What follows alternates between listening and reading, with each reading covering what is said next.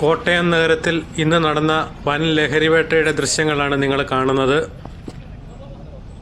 ഇന്നുച്ചയ്ക്ക് 12:30 കൂടിയാണ് കോട്ടയം നഗരത്തിൽ മാമൻ മാപ്പിള ഹാളിന് സമീപത്ത് നിന്ന് വിദ്യാർത്ഥികൾക്കും യുവാക്കൾക്കും വിതരണം ചെയ്യാനായി എത്തിച്ച വീര്യം കൂടിയ ലഹരിമരുന്ന് ഗുളികകൾ പിടികൂടിയത്.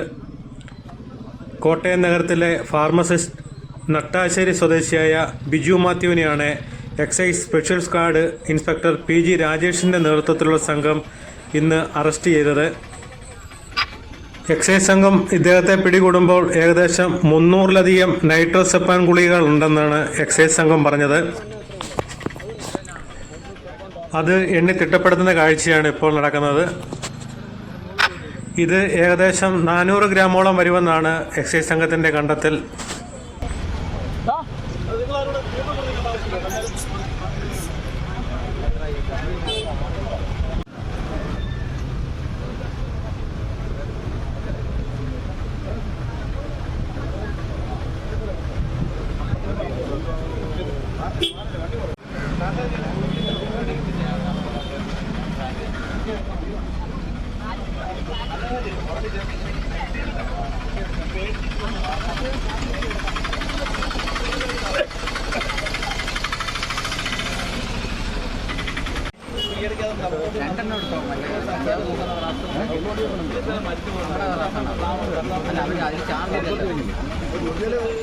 ചാർജ് കിട്ടാന്ന് പറഞ്ഞു കുത്തിയിടുക.